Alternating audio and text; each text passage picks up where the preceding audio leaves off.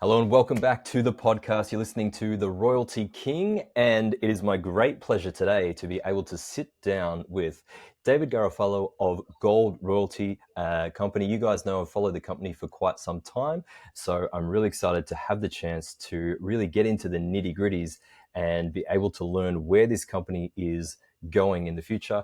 David, thank you for coming onto the channel. I wonder if you'd be kind enough to give a brief personal background as to how you came to be the CEO at GROY. Well, I think it's a culmination of 35 years in the business. If you think about it, I've been in operating and mine development companies for 35 years. And I think that ideally suited me to run a royalty company because at the end of the day, we're providing capital to the developers and the explorers, the operators to optimize their projects and operations. And having a good fundamental understanding of their business, we think is actually quite important to what we do. No doubt. So you've been able now to be on both sides of the table, I suppose, from an operator's perspective, and now from a financier to be able to provide the capital to get a lot of these projects into production. Why don't you explain what the idea is behind Gold Royalty Company? It's a new company, relatively speaking. What's the initial vision that made Gold Royalty go public? And what is it that you ultimately want the company to become? No, it's an excellent question. And there has been a proliferation of royalty and streaming companies that have come into the sector over the last dozen years or so. And that's entirely a function of the fact that there's been very selective and almost non existent access to capital for the explorers and developers in our sector. It's been almost a nuclear winter for the explorers and developers since 2012 when we had peak reserves. We'd gone through a period of pronounced increases in metal prices coming out of the great financial crisis, which drove a lot of capital from the generalist equity market into the mining space. But that largely abandoned the sector in 2012, and we haven't really seen that capital come back in any meaningful way. So we haven't had consistent access to capital for the explorers and developers that they need to find, develop, optimize operations. So the royalty companies and streaming companies have kind of filled the void, if you were. Back in the day when it was just Franco and Wheaton and Royal Gold, they primarily focused on base metal producers that had small byproduct components in their deposits of precious metals. Now we're seeing primary precious metal companies who haven't had consistent access to capital actually access streaming and royalty companies as a fundamental source of capital for their operations and mine development aspirations. And so we've actually seen a number of these royalty and streaming companies come in and fill that void of capital that's really largely been absent in the space. And Gold Royalty was formed in 2020 privately initially with a foundational limit of about 18 royalties on a dozen development stage assets in the Americas owned by our former parent company, Gold Mining Inc. It was on that basis that we IPO'd the company back in 2021. But recognizing that there was this proliferation of royalty and streaming companies, many of which lacked critical mass and access to capital themselves, we started rolling up some of our peer companies and grew very, very quickly, almost exponentially, from 18 royalties to today over 240 royalties across the Americas and also now in Europe. Yeah, and I'd like to comment on the rapid growth of the company. As a shareholder, I'm obviously very pleased with that. From, let's say, a standing start in 2021, we're looking, from last I checked, guidance of around 6,000 to 7,000 ounces or gold equivalent ounces at 2025. It might not have been very fair on my behalf, but I wrote an article comparing Gold Royalty to Franco-Nevada when it was at, I suppose, a comparable stage, let's say early on when Franco relisted. And it's interesting to note, when you put this into perspective, Franco had, I think, 191 royalty contracts, but their market cap was around 1.8 billion in today's value, present value. You mentioned Gold Royalty's got over 240 at, let's call it a 380 odd million market cap.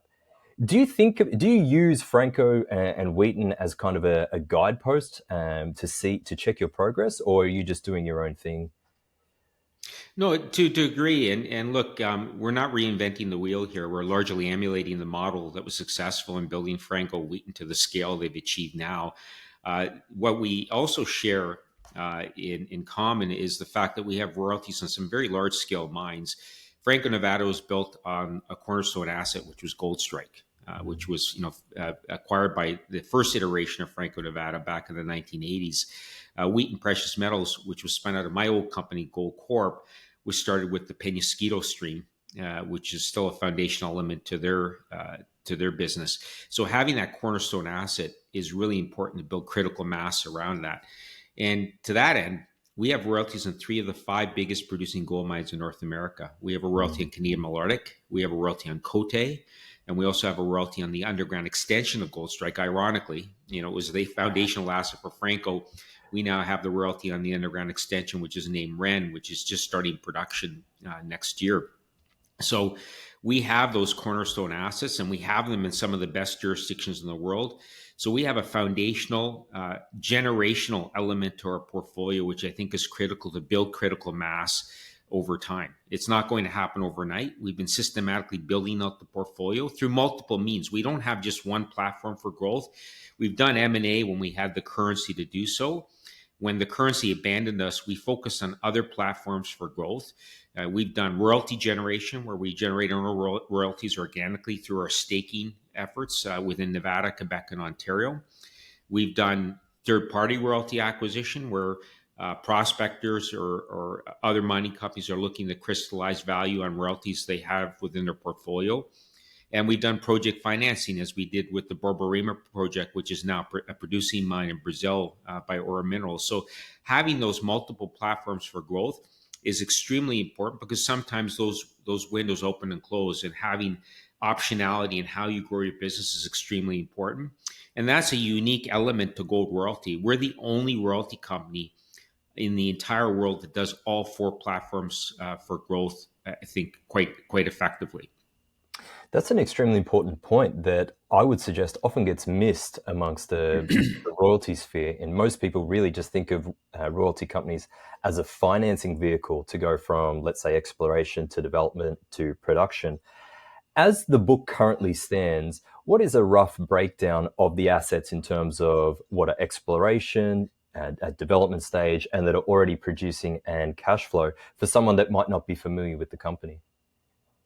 We have 7 cash flowing royalties currently, and the 2 of the most significant ones are Canadian Malartic and Côté, among the top 3 gold mines, producing gold mines in Canada. We also have 14 development stage assets that are in various stages of construction that underpin 360% growth in our gold equivalent ounces over the next 5 years. Again, predominantly from assets within Nevada, Quebec, and Ontario, where over 80% of our portfolio exists, not only in terms of numbers of royalties, but also in terms of the underlying value of a royalty portfolio. So we have really pronounced growth, but we also have a lot of optionality. We have over 180 royalties that are at the exploration or pre-exploration or pre-resource stage, I should say. And that optionality is extremely important, because it provides us a pipeline of embedded growth that we don't have to pay for. All of our 240 plus royalties are bought and paid for. We don't owe another dime. We don't have any installment payments.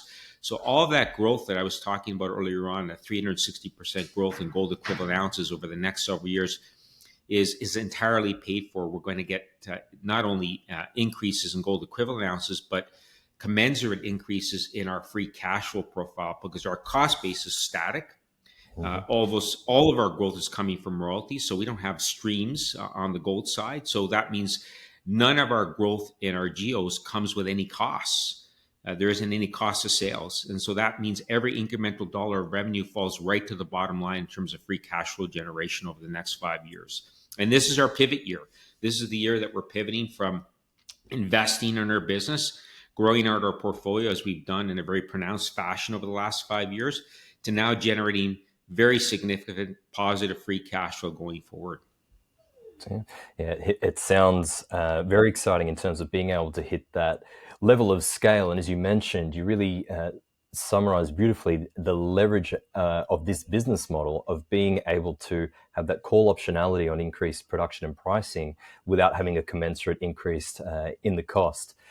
You mentioned contract types. There's no streaming. I presume from the contracts that I've read, they're all net smelter royalties. Is there any cap on the upside that I might have missed, or will you enjoy full call optionality in the event that the metals prices really run as they have over the last 18 months in terms of the gold price? You're absolutely right. Virtually all of our royalties are NSR royalties, so that's top line, which affords us unmitigated leverage to the gold price. So we don't have any inflation exposure at all. So we're completely protected from inflation on those NSR royalties. We have a couple of net profit interest royalties, namely on Granite Creek, which is i-80's newest mine in Nevada, which is coming on into production and ramping up over time. And i-80's actually gone a long way to financing that with a massive equity issuance earlier this year. But otherwise, you're right, we have complete top line exposure. We do have one copper stream. That's the Varus project in Bosnia, where we have 100% copper exposure, or 100% of their copper production is streamed to us at 30% of the spot price of copper. What's notable about that is Dundee Precious Metals has announced an acquisition of that mine, which just started production last year. They just achieved commercial production this week. And Dundee is an exciting development for us because it means that you're going to have a well-capitalized operator with a massive amount of cash on their balance sheet in a position to optimize and expand that asset. That already has 18 years of reserves, and Adriatic, before the Dundee takeover, already announced an expansion of production by 2027.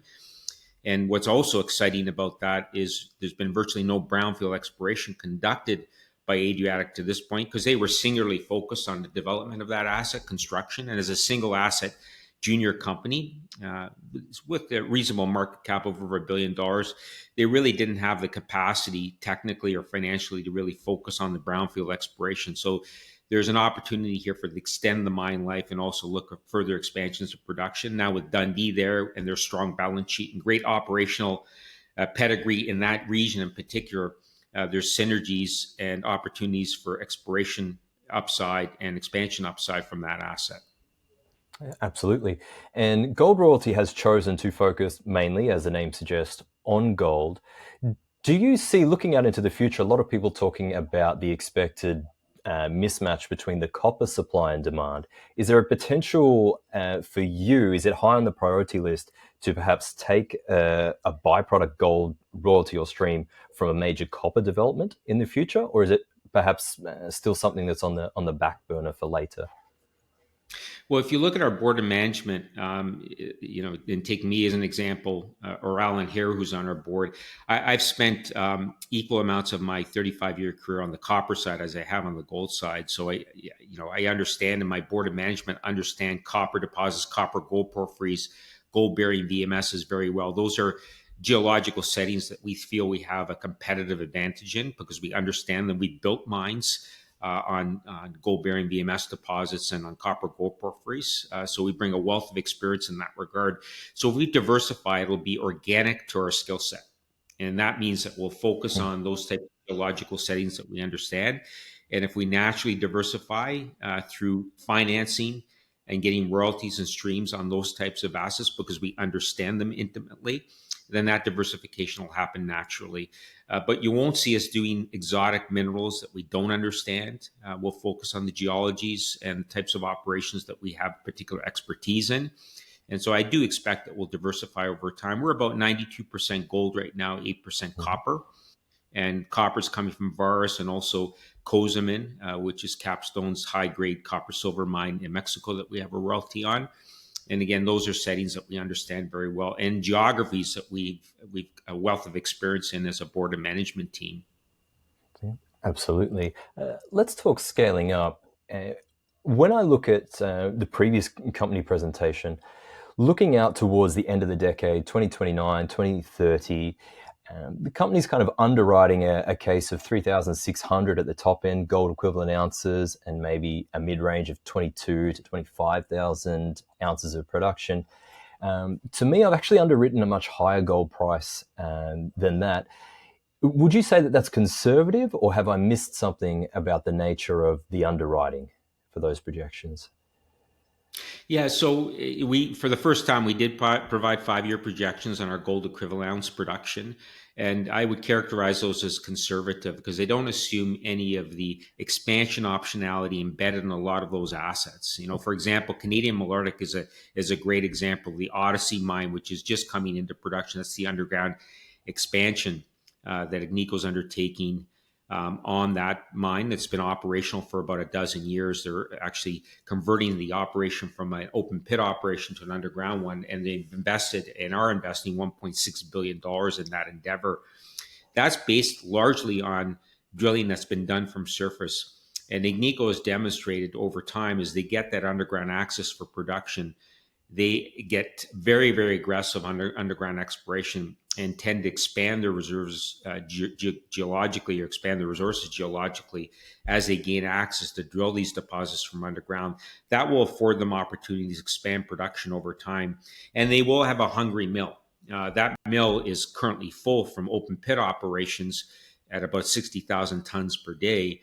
But as they go underground, they're only projecting 20,000 tons per day of ore production, which means they're going to have a mill that's 2/3 underutilized. So they're going to be looking for expansion opportunities underground to fill the mill, and near surface expansion opportunities as well are near that they can bring into production more readily.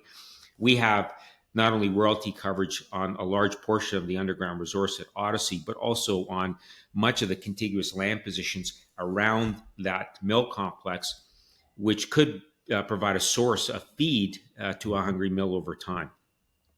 Yeah, well, my uncle Rick likes to say the best place to find gold is near where you already found it. So it certainly looks like there could be some promising upside from there. Another thing that he likes to say, he's talking a little bit at the moment about the smaller royalty companies in terms of hitting scale needing to grow into their SG&A costs as a percentage of revenue. When do you anticipate Gold Royalty might be able to do that? Towards the end of the decade, where some of these call options potentially start to pay off? Well, actually, we're free cash flow positive this year. This year. We're covering our G&A costs, covering our debt interest costs as well. So without debt interest, we'd be very significant positive free cash flow this year, and we'll be largely deleveraged by the end of next year based on our free cash flow projections. So that means really all positive free cash flow growth going into future years. But Rick is right. There is opportunities here within the sector to realize significant G&A synergies. This is the only part of our industry where you can realize 100% synergies on consolidation. We absorbed 3 companies over the course of 2021, and we actually took out 100% of the G&A costs we inherited from the 3 public companies we took over. Because at the end of the day, we're a collection of contracts. So we're rolling one filing cabinet from one office to another when we take over another company. We don't need to keep on any of the other human resources, so we can realize significant synergies. This is a business that can be run at a much larger scale with the same human footprint. We could run a company 10 times the size that we have now with the same 14 full-time equivalent employees that we have in our payroll right now. You look at the Wheatons and the Francos of the world, they have marginally more employees than us, and they're running multi-billion-dollar businesses. The scalability of this sector is really what makes this appealing, on top of the unmitigated leverage of the gold price with inflation protection, but also leverage the exploration success of our underlying operators that are conducting exploration effectively on their dime, and we get the full upside of that. For example, over the last 4 years, our operating partners have invested on average $200 million US per annum on exploration. We've contributed nothing to those exploration budgets, but we've gotten the full upside of their successful brownfield exploration efforts. Yeah. Roll-ups and royalties. It's a match made in heaven. I love it. One final question around the balance sheet aspect. You mentioned we're deleveraging, we're getting to free cash flow, net income positive, which is fantastic.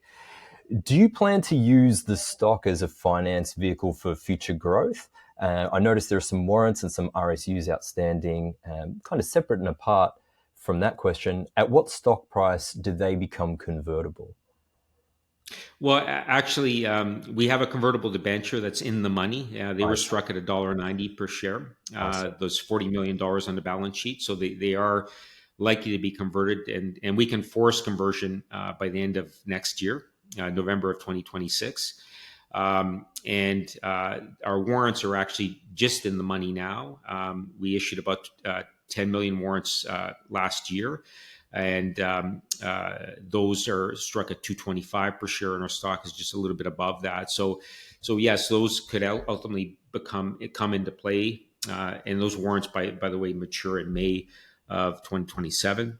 Okay. So again, likely to be converted over the next little while. Uh, in terms of how we finance our growth going forward, we have a $75 million line of credit with Bank of Montreal and National Bank Financial. We've only drawn a third of that. Our expectation is that we'll have fully paid that back next year, as well as the convertible debentures disappearing by the end of next year. So we'll be effectively debt free. And we look at that line of credit, which will only grow over time because our cash flow is growing over time. That means our debt capacity grows over time. That's our credit card. If we Mm. need to act quickly on an opportunity, we would draw on our line of credit and then pay it back from free cash flow. So our expectation is we don't want to issue any more equity going forward. And we've been very, very careful in terms of our equity issuances. We've only done two in our nearly 5 year history. We did the IPO back in March of 2021. And then we did an equity raise in May of 2024 to finance the acquisition of Varus. Otherwise, we really haven't issued any equity whatsoever. We've been very, very careful with our script. We've kept our share count very, very low. And that's why you've seen such significant per share value creation since our IPO back in March of 2021. Absolutely. You led me to the next segment, which is valuation. The price is up around 80% from when I was really pounding the table on anyone who would listen. It still trades Good for around about, you. yeah, exactly. Good for anyone that listened. Two thirds book is still roughly what the stock is trading at, and I guess by the company's own estimates, I'm using 80% of NAB. How do you think that gap closes, or does it not worry you? You're just focused on execution, and over time that will take care of itself. We are focused on execution, but we're all big shareholders as well, all of us Mm, individually and within our board of management. So I'd be disingenuous to say we don't watch the share price and aren't, sure. not concerned that we're trading at a discounted net asset value, particularly when there's consolidation happening in our sector. We feel vulnerable given the quality of our portfolio. But I think in the fullness of time, as we're realizing that free cash flow generation, we do expect the re-rate to start to gather a pace. And we're seeing evidence of that already this year. As you said, our stock's up about 80-90% this year. And so the market's starting to recognize this inflection point that I talked about earlier on, that we're actually starting to generate positive free cash flow. In our sector, unfortunately, with the lack of generalist capital in it for well over a dozen years, growth has been significantly discounted until it's in the rearview mirror. Until you've Mm, demonstrated that growth is being crystallized, the market's just not affording you the kind of multiple the underlying value of your portfolio deserves. That's not true. That's not unique to us. It's happening across the sector. It's a kind of wait and see type of market, particularly given the lack of generalist capital and focus on growth to this point. But now we're realizing that, and I think over the fullness of the next year or so, we've seen our stock effectively double this year. I expect it'll double again, given the cash flow generation. If we get to comparable multiples on things like price to cash flow, mm. we could easily see a doubling in our stock price, absent any movement in the gold price, just given the underlying quality of our growth and underlying quality of the assets in the best jurisdictions in the world. Yeah. Now, when it comes to GROY or any of the smaller companies, you touched on one of my fears, which is I have had I guess, the dubious fortune of going through doing a lot of due diligence on a company, getting into a smaller cap company, and then just when I think I'm on a multi-bagger, someone comes in and takes it out for a 20 or 30% premium. Do I have to worry about that, or is that not on the cards for Gold Royalty, at least for now? Yeah, I look. If somebody offered me a 20 to 30% premium, I'd say, "Have a nice day, get lost." You look at our shareholding base. 30% of our shareholder base is strategics. In other words, friends and family, and that includes Gold Mining Inc., our former parent Mm, company. They still own 14%. Barrick at 5%, and then insiders effectively at about 10%.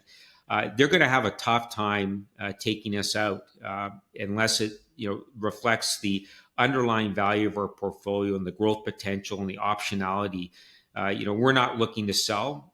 We have a collection of management board that have collectively over 400 years of industry experience. We're very patient investors. We're builders and operators, which again is a unique aspect of our story.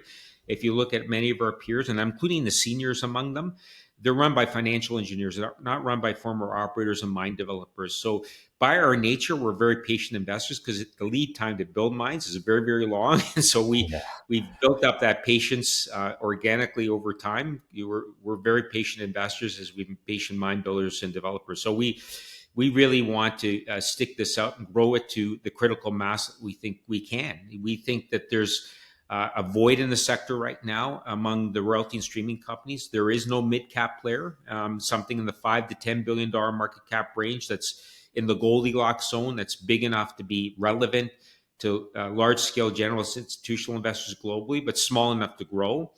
Because as good as those category killer companies are, Franco, Royal, and Wheaton, they're fantastic companies.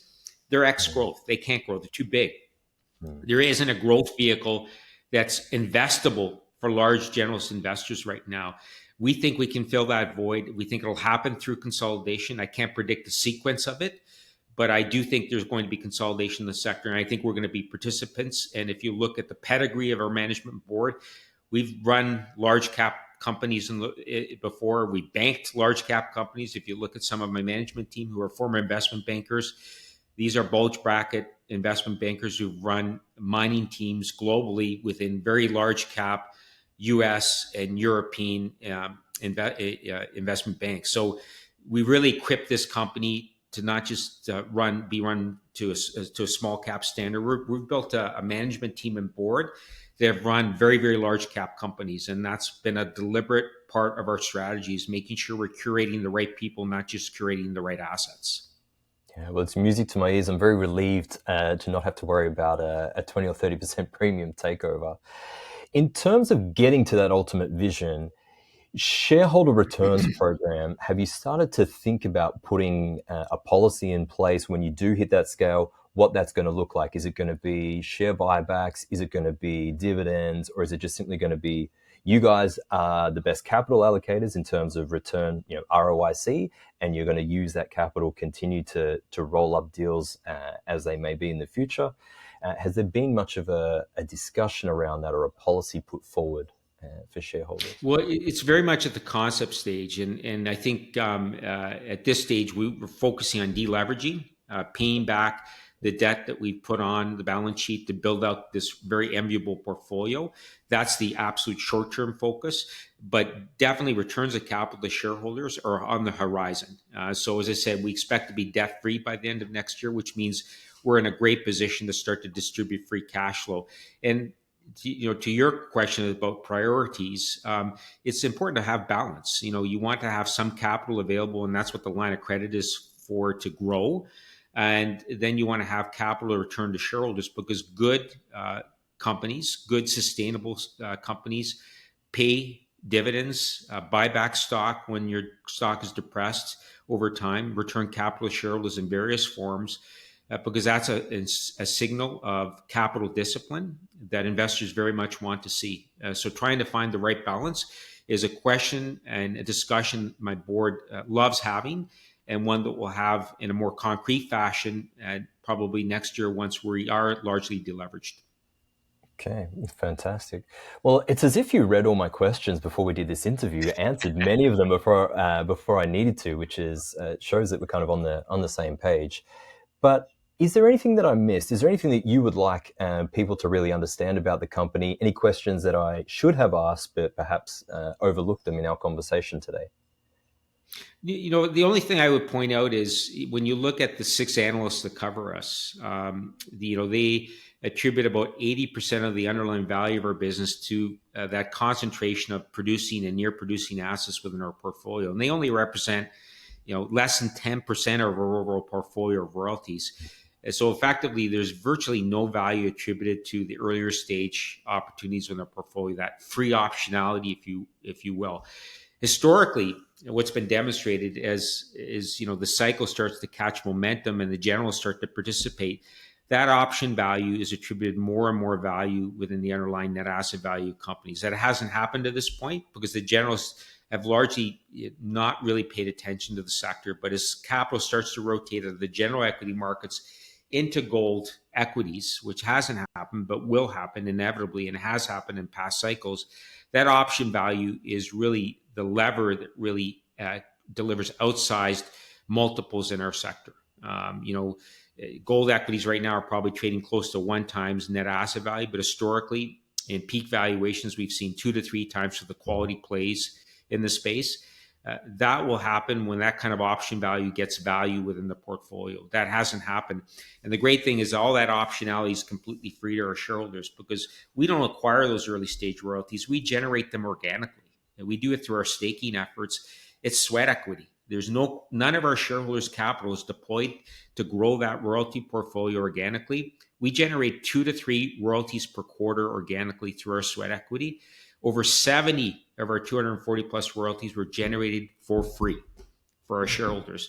And admittedly, most of those are quite early stage, and not all of them are going to work out. I'd be thrilled if 1 out of 20 works out, but that's fine because we pay nothing for them.